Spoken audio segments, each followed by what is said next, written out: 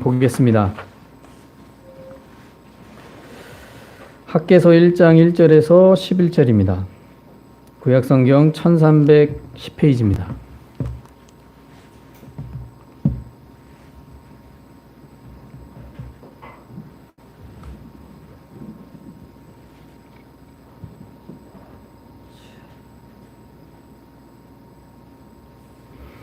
학개서 1장 1절에서 11절입니다.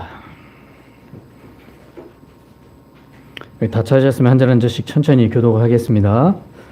다리오 왕 제2년에 여섯째 달 곧 그 달 초하루에 여호와의 말씀이 선지자 학개로 말미암아 스알디엘의 아들 유다 총독 수룹바벨과 여호사닥의 아들 대제사장 여호수아에게 임하니라. 이르시되 만군의 여호와가 이같이 말하여 이르노라. 이 백성이 말하기를 여호와의 전을 건축할 시기가 이르지 아니하였다 하느니라. 여호와의 말씀이 선지자 학개에게 임하여 이르시되 이 성전이 황폐하였거늘 너희가 이 때에 공격하는 집에 거주하는 것이 옳으냐. 그러므로 이제 만군의 여호와가 이같이 말하노니 너희는 너희의 행위를 살필지니라. 너희가 많이 뿌릴지라도 수확이 적으며 얻을지라도 배부르지 못하며 마실지라도 촉촉하지 못하며 입어도 따뜻하지 못하며 일꾼이 삭을 받아도 그것을 구멍 뚫어진 전대의 모험이 되느니라. 만군의 여호와가 말하노니 너희는 자기 행위를 살필지니라. 너희는 산에 올라가서 나무를 가져다가 시온을 만족하라. 그리하면 내가 그것으로 말미암아 기뻐하고 또 영광을 얻으리라. 여호와가 말하였느니라. 너희가 많은 것을 바랐으나 도리어 적었고 너희가 그것을 집으로 가져갔으나 내가 불어버렸느니라. 나 만군의 여호와가 말하노라. 이것이 무슨 까닭이냐. 내 집은 황폐하였으되 너희는 각각 자기의 집을 짓기 위하여 빨랐음이라.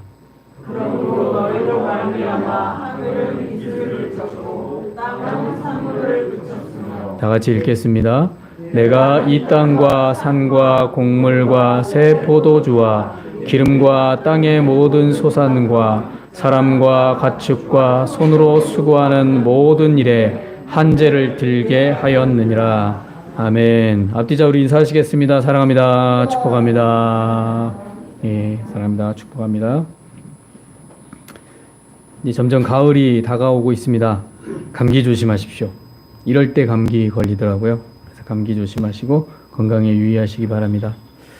오늘은 이 믿음의 우선순위라는 제목으로 말씀을 보도록 하겠습니다.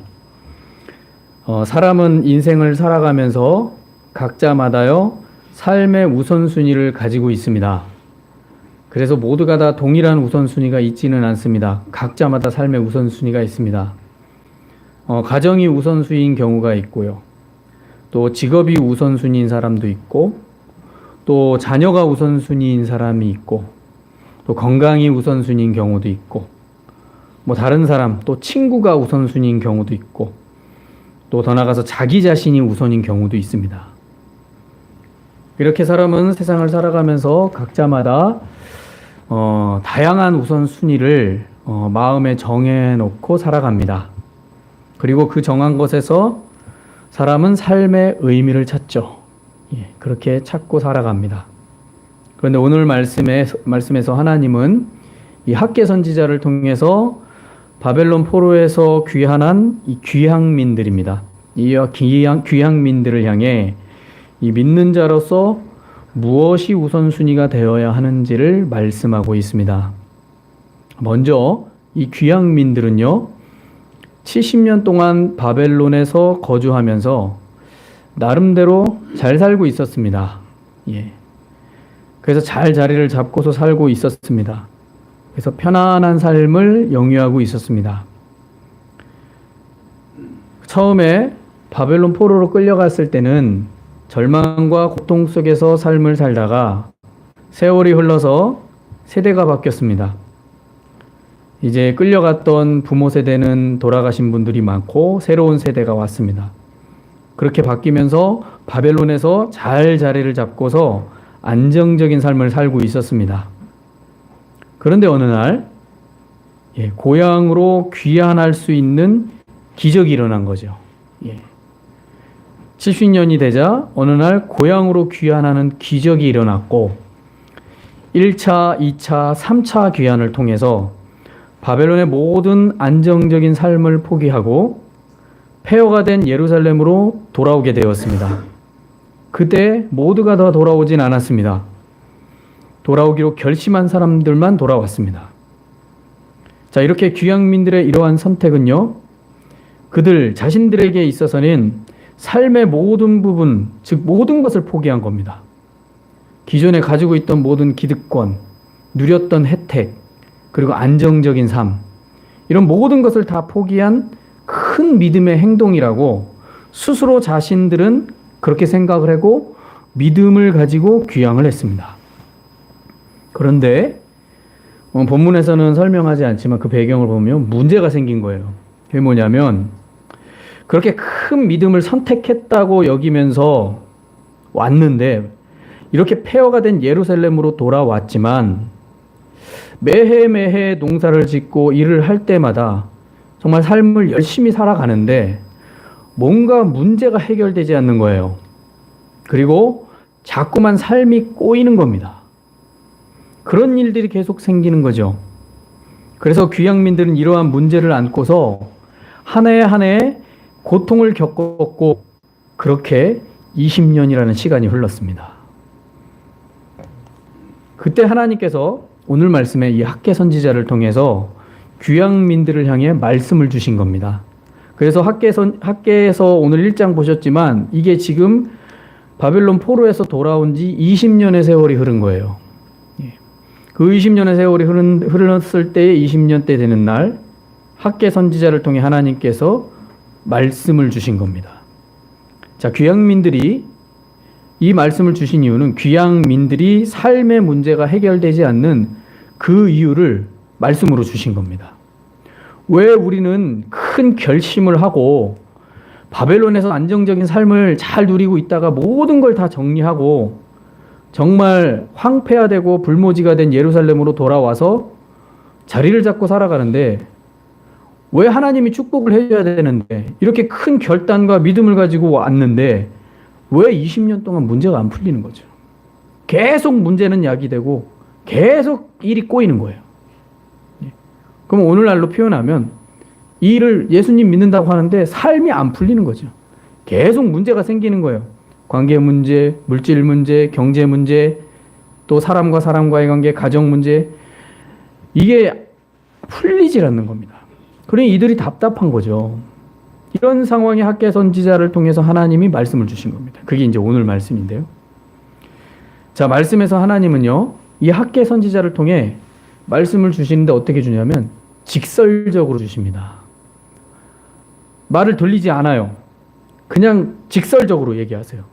그게 뭐냐? 한마디로 말하면 하나님의 성전은 폐허가 되어 있는데 너희 백성들은 편안히 살고 있다라는 거예요. 분명히 삶에 문제가 있는데 하나님은 너희 편하게 살고 있다라는 거예요. 하나님의 성전은 폐허가 되어 있는데 왜 너희들은 편하게 살고 있느냐라는 거예요. 3절 4절에 보시면 여호와의 말씀이 선지자 학개에게 임하여 이르시되 이 성전이 황폐하였거늘 너희가 이때에 판벽한 집에 거주하는 것이 옳으냐, 이 말씀을 주시는 거예요.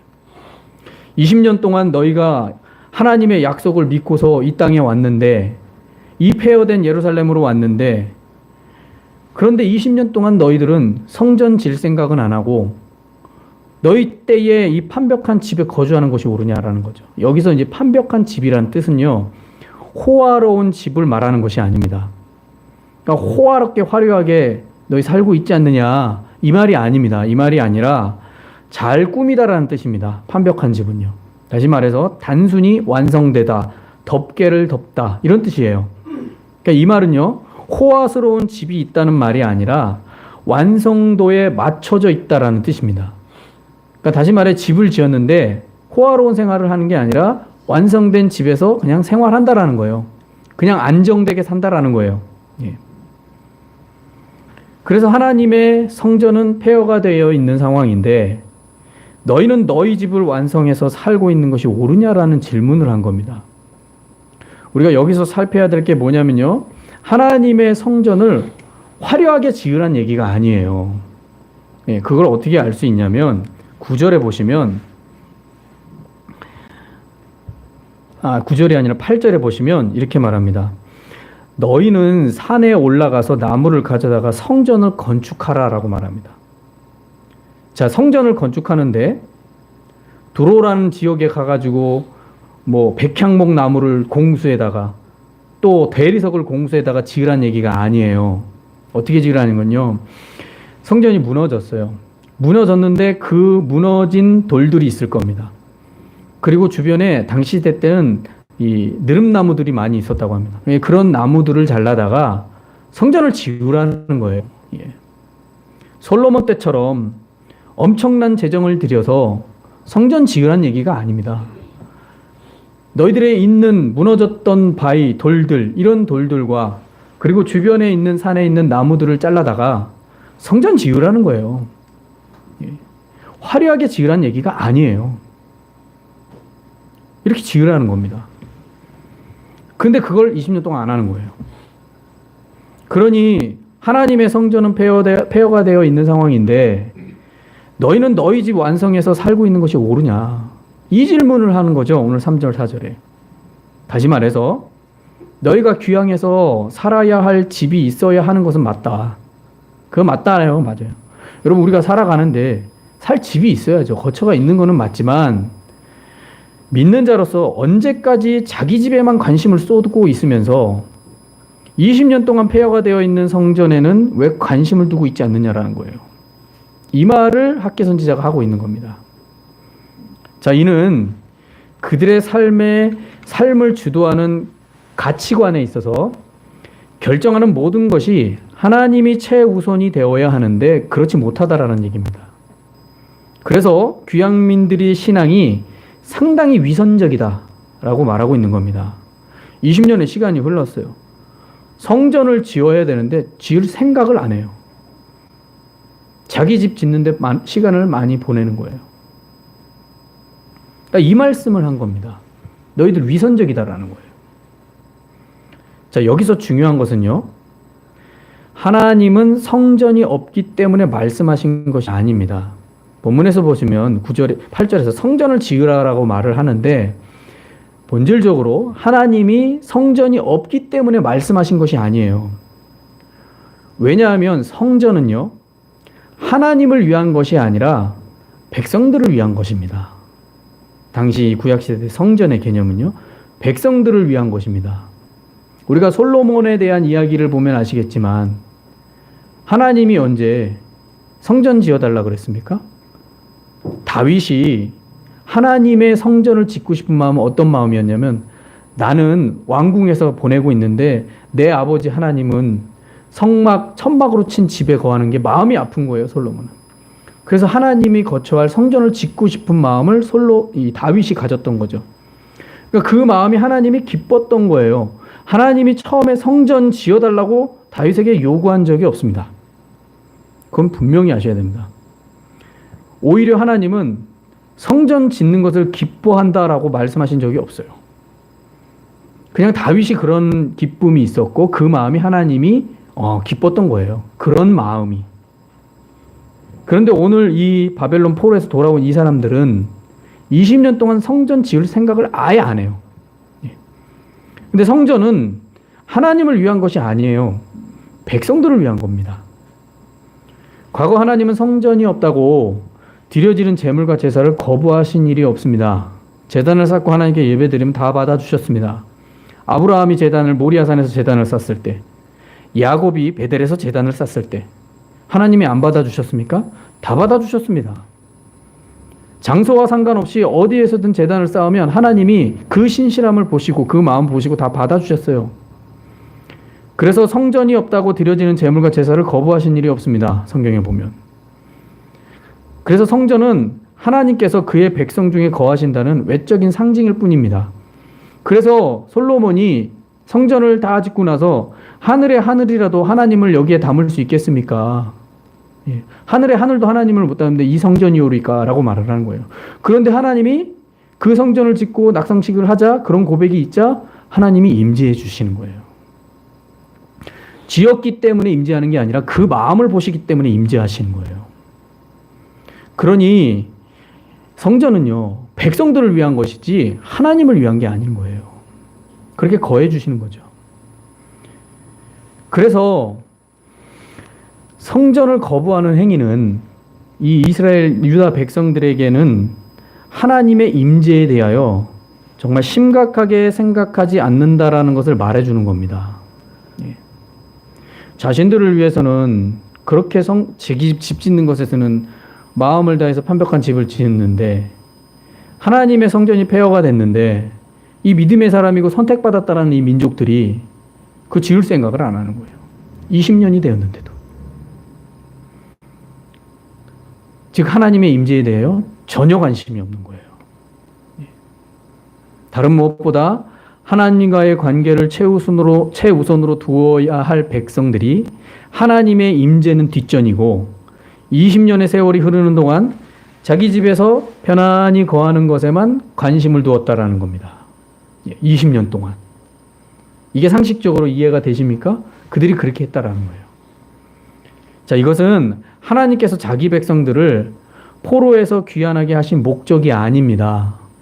바벨론에서 살았으니까 이제 70년 만에 돌아와서 야, 이제 예루살렘에서 살아. 그렇게 해주시려고 포로 귀환을 시킨 게 아니에요. 왜 포로 귀환을 하십니까? 신앙 회복을 위해서 보내주신 거예요. 돌려보내주신 거예요. 그럼 신앙 회복을 하려면 이스라엘에게 있어서는 구약에서는 뭘 해야 됩니까? 성전이 필요한 거죠. 민족들의 어떤 신앙의 결집을 모아줄 수 있는 매개차가 필요한 거예요. 그게 성전이에요. 구약에서는. 근데 이것에 대해서 전혀 관심이 없는 거죠. 왜냐하면 성전은 하나님의 임재인데 그 임재하심에 관심이 전혀 없는 거예요. 그러니 그들이 포로 귀환을 하신 것이 그냥 예루살렘에서 살라고 하신 목적이 아니라는 거예요. 그래서 오늘 말씀에 하나님께서 학개 선지자를 통해 어째서 20여 년을 살아가면서 너희들의 삶의 문제가 계속 생기고 또 고달픈 삶이 왜 지속되는지를 생각을 하라라는 거예요. 왜 그럴까? 5절 6절에 보시면 5절 6절 7절에 보시면 그러므로 이제 만군의 여호와가 이같이 말하노니 너희는 너희의 행위를 살필지니라 너희가 많이 뿌릴지라도 수확이 적으며 먹을지라도 배부르지 못하며 마실지라도 흡족하지 못하며 입어도 따뜻하지 못하며 일꾼의 싹을 받아도 그것이 구멍 뚫어진 전대에 넣음이 되느니라. 만군의 여호와가 말하노니 너희는 자기 행위를 살필지니라. 이게 지금 20년 동안 계속 이런 문제가 생기는 거예요. 열심히 살아요.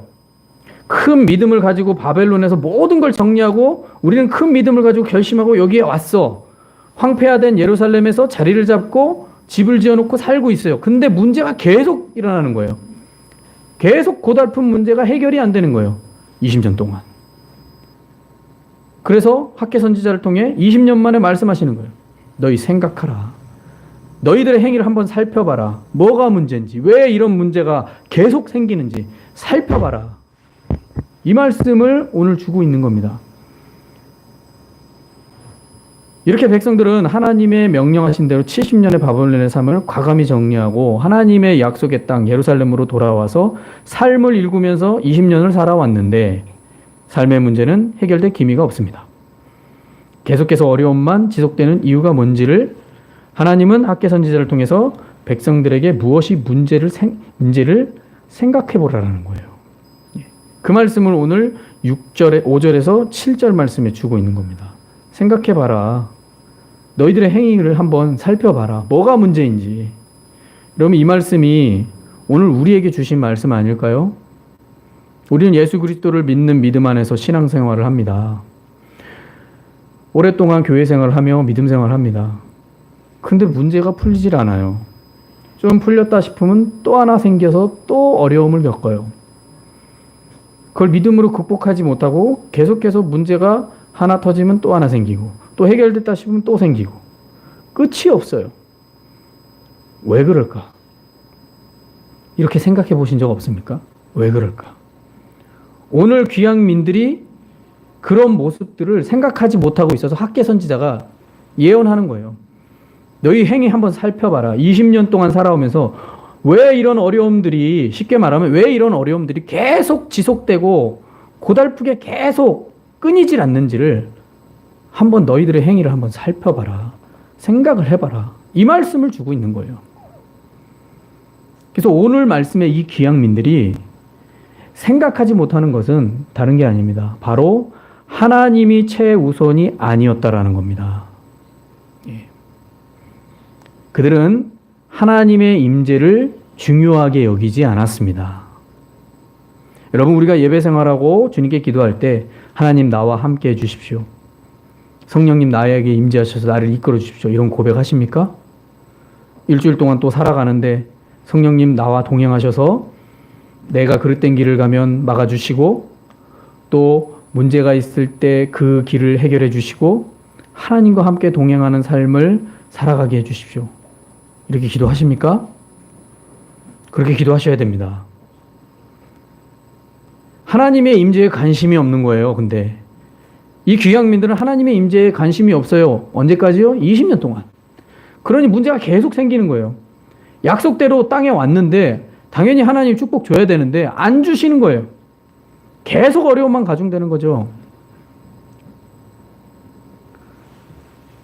이것은 하나님의 임재를 중요하게 여기지 않았기 때문입니다. 즉 하나님과의 관계는 뒷전이었다라는 거죠. 뒷전이었다. 그래서 9절 10절에 보시면 이렇게 말합니다.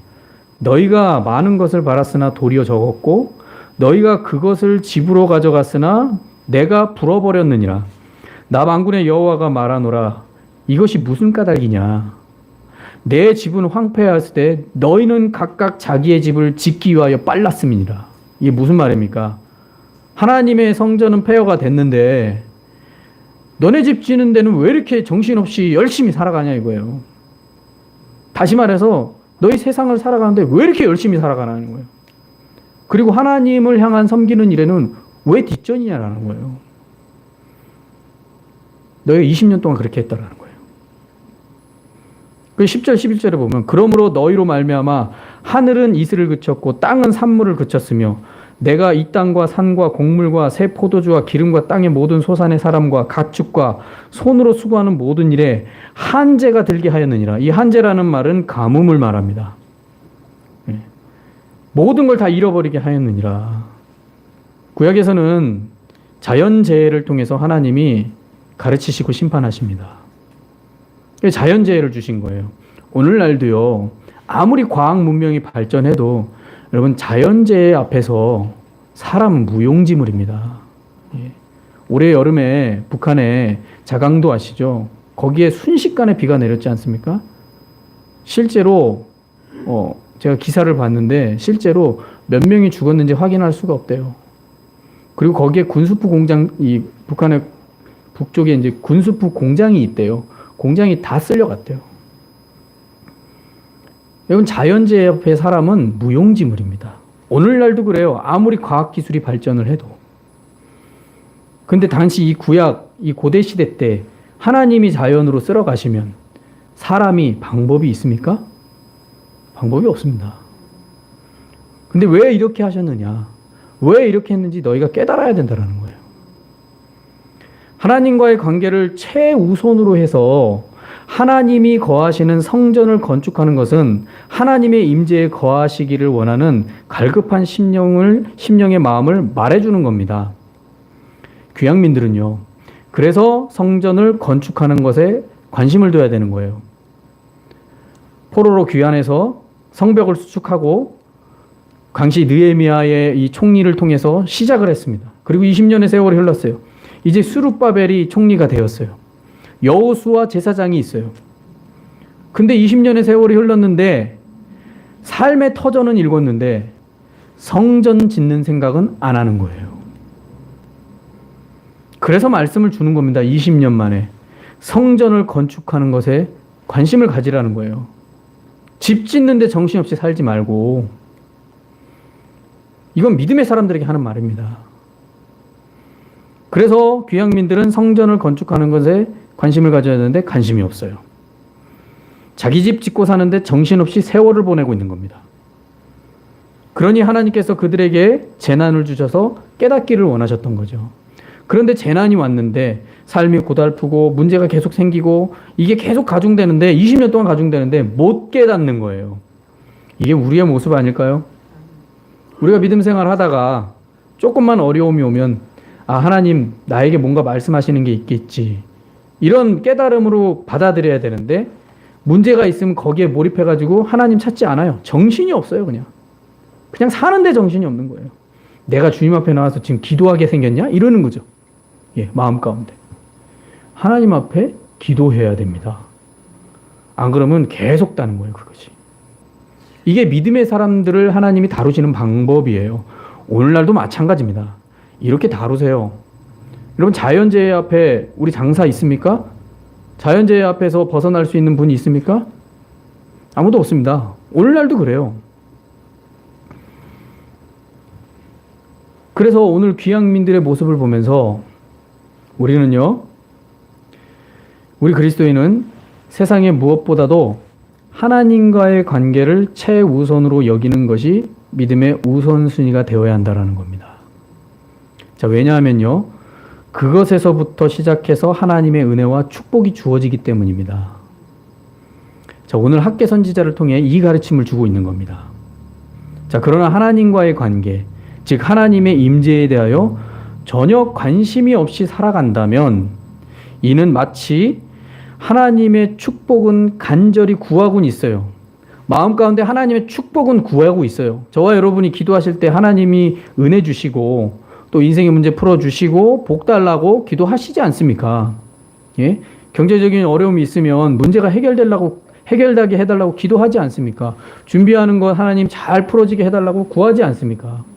그렇게 구하기는 하지만 그 축복의 통로를 거부하고 있는 것과 같습니다.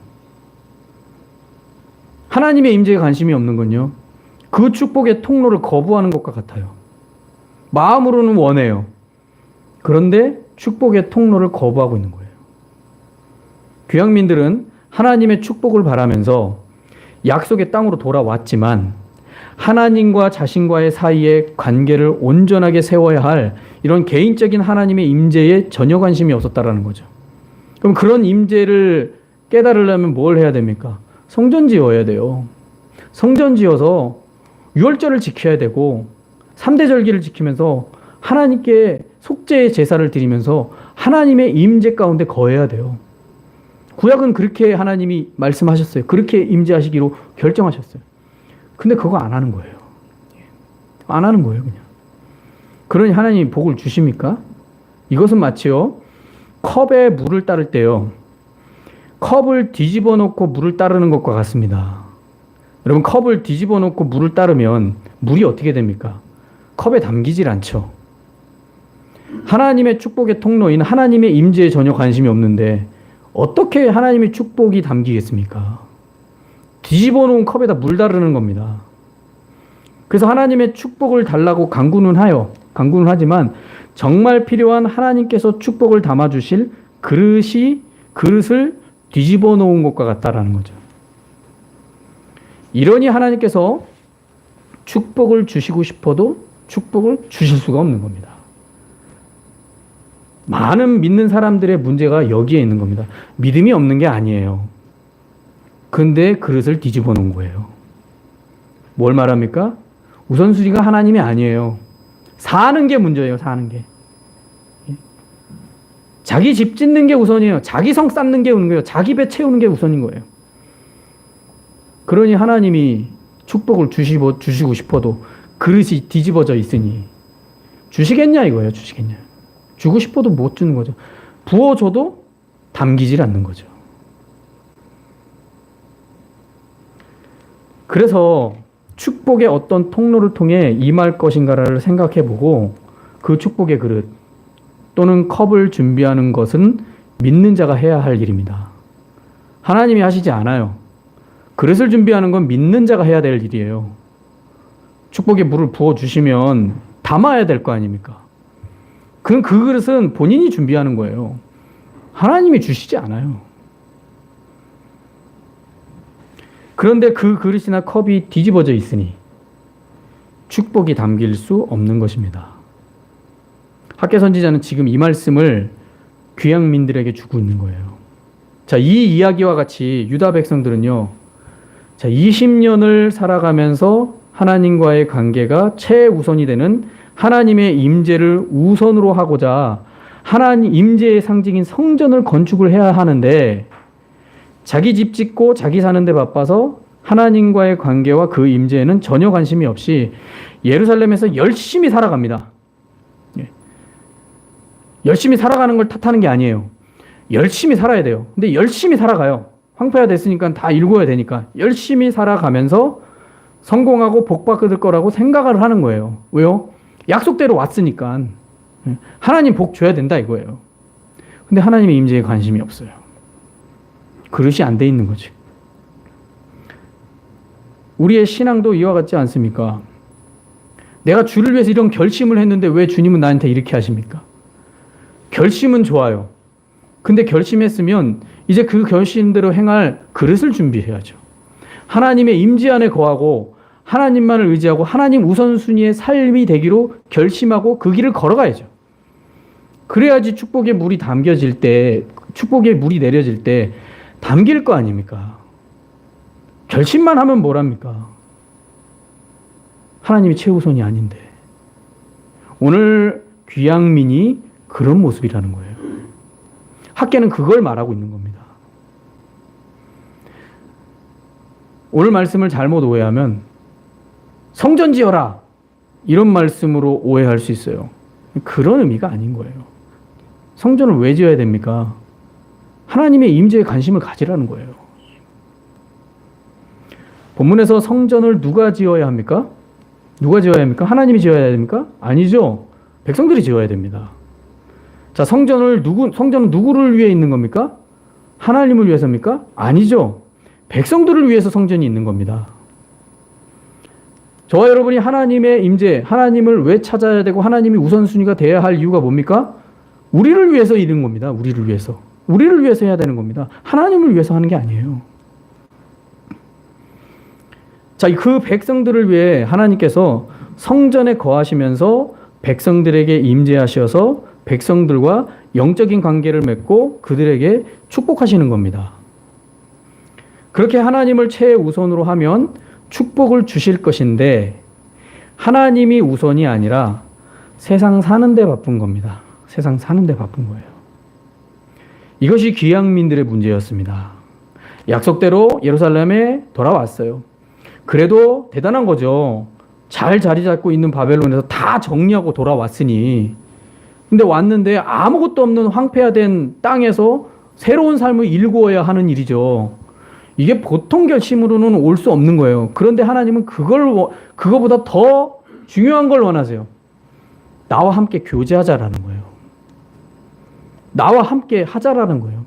나의 임재 안에 거하자라는 거예요. 그래서 귀환시킨 겁니다. 바벨론에서 예루살렘으로 옮겨서 살아가라고 귀환시킨 게 아니에요. 그러니 왜 회복이라고 말을 합니까? 왜 선지자들이 70년 후에 돌아서 회복되리라? 왜 회복이라고 말할까요? 하나님과의 관계 회복이에요. 그래서 회복된다라고 말하는 거예요. 예루살렘에 와서 자리 잡고 사는 게 회복이 아니에요. 근데 이들은 20년 동안 그냥 그렇게 보낸 거예요. 하나님의 임재에 관심 없이.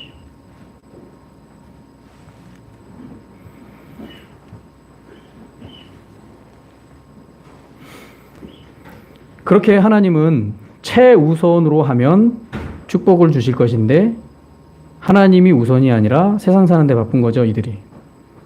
이것이 귀양민들의 문제입니다. 이 문제를 오늘 말씀 학개 선지자가 말씀한 겁니다.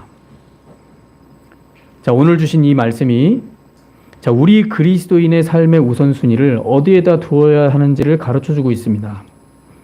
자, 우리는 우리 안에 하나님의 임재가 있는지를 살피셔야 됩니다. 우리가 삶에 문제가 있을 때 하나님을 찾고 있습니까? 하나님 나와 함께 하시고 임재해 주십시오. 이러한 모든 문제가 되지 않도록 이끌어 주십시오라고 하나님께 나아갑니까? 살펴야 됩니다. 하나님의 임재가 내 안에 있는지를 살펴야 됩니다. 또 우리는 우리의 삶의 자리가 하나님이 최우선으로 두고 있는지를, 하나님을 최우선으로 두고 있는지를 살펴야 됩니다. 우리는 삶에 하고자 하는 일들이 많아요. 계획하는 일들이 많아요. 그러나 사람이 모든 일을 계획할지라도 그 길을 인도하시는 이미 하나님이라는 것을 믿고 확신하며 그 하나님을 의지하는, 즉 하나님을 최우선으로 두는 마음을 가지고 있는지를 살펴야 됩니다. 정말 하나님이 우선순위가 되어 있는 증거로 우리의 시간과 삶을 주님을 섬기는 일에 두고 있는지를 살피셔야 됩니다. 저희 교회는 작죠. 할 일 많지 않습니다. 그럼에도 불구하고 하나님을 바라보고 하나님을 소망하는, 주를 위해서 내가 시간을 할애하리라, 주를 위해서 나의 삶을 드리리라는 마음을 두고 있는지를 살펴야 되는 거죠. 만약에 우리의 삶이 하나님의 임재에 관심이 없고 하나님이 최우선이 아니라면 하나님께서 축복해 주시지 않는다고 원망해서는 안 됩니다. 아니요, 원망할 수 없습니다. 하나님이 최우선이 아닌데 어떻게 하나님께서 복 안 주신다고 원망할 수 있겠습니까? 왜냐하면 하나님이 우선이 아닌 사람들을 향해 하나님께서 은혜와 복을 주실 이유가 없기 때문입니다. 주실 이유가 없어요. 본문에서 하나님은 이 귀향민들을요, 하나님의 입장에서 한번 생각해 보십시오. 귀향민들은 이런 생각을 했는데 20년 동안 기다리셨습니다. 20년 동안 성전 지을 생각을 안 하는 거예요. 근데 하나님은 그 20년 동안 변화되겠지, 바뀌겠지 하면서 기다리신 거예요.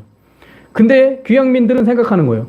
우리는 바벨론에서 모든 가산을 정리하고 이런 황폐한 곳에 와서 땅을 일구면서 투자해서 나라를 이뤘는데 뭐가 문제냐? 하나님 앞에 모든 것을, 우리의 가산을 다 정리하고 하나님 뜻대로 여기에 불모지에 와서 살아가는데 우리의 믿음이 좋은 거 아니냐? 근데 하나님은 아닌 거예요. 그렇게 사는 거 좋다. 근데 왜 나와의 임재에는 관심이 없니? 그러는 거예요. 20년을 기다리신 거예요. 근데 변화된 게 없는 거죠. 그럼에도 불구하고 하나님은 친절하게 오늘 학계 선지자를 보내셔서 문제를 해결받고 축복받는 비결이라고 할 수 있는 길을 제시해 주신 겁니다. 그게 뭡니까? 나와의 관계를 회복하자. 나를 우선순위로 둬라. 하나님의 임재에 좀 관심 좀 가져라. 이게 문제 해결의 비결이라는 거예요. 여러분, 오늘날 우리가 믿음 생활을 할 때에 목사는 말합니다. 문제가 생기면 주님 앞에 예배하고 기도하세요. 그러면 성도들은 말합니다. 주님 앞에 예배하고 기도한다고 문제가 해결돼요? 그럼 목사는 말합니다. 해결 안 되지만 그래도 와서 예배하세요. 기도하세요. 그럼 주님이 인도하시지 않겠습니까? 성도는 말합니다. 안 믿어지는데요. 목사는 원리적인 얘기를 해요. 근데 그게 답입니다. 왜 그런지 아세요? 하나님과의 관계를 하나님은 더 원하세요. 믿음의 사람에게. 문제는요, 하나님께 그런 마음으로 나아가오는 사람을 하나님이 그 문제를 해결하시는, 그 문제를 하나하나 만들어 가시고 해결하신다라는 사실이에요. 우리는 이런 것을 때로는 경험하기도 하지만 대부분 그런 경험들은 흔치 않습니다. 그냥 삶을 열심히 살다가 거기에서 계속 그냥 문제에 직면하면서 사는 거예요. 여러분, 그랬을 때 하나님을 찾으십시오. 이게 믿음의 사람 모습이 아닙니까? 오늘 20년 동안 성전 지을 생각 없고 하나님의 임재에 전혀 관심 없던 이 귀향민들에게 학계 선지자가 말하는 거예요. 너희들이 계속 문제가 가중되고 문제가 해결되지 않는 이유가 뭐냐? 하나님의 임재에 너희 관심이 없다. 말씀대로 돌아왔지만 너희 20년 동안 살면서 문제 없는 날이 없었지 않냐? 이게 왜 이럴까? 생각을 해봤냐? 하나님의 임재에 관심이 없어서 그런다. 너희들이 하나님 우선순위가 아니라서 그래. 너희 집이 우선순위야. 너희 삶이 우선순위야. 그래서 이런 일이 생기는 거야. 학계 선지자가 말하는 거예요. 여러분, 얼마나 단순한 논리입니까? 어떻게 보면 오늘날 이 지성이 깨어있는 오늘 현대인들에게는 이게 설득력이 없습니다. 이게 설득력 있는 얘기입니까? 설득력 없는 얘기예요. 나보고 종교인이 되라는 얘기 아니냐, 이렇게 받아들일 수 있는 확률이 굉장히 높은 겁니다. 그런데 우리가 믿음의 사람이라면 한번 생각해 보십시오.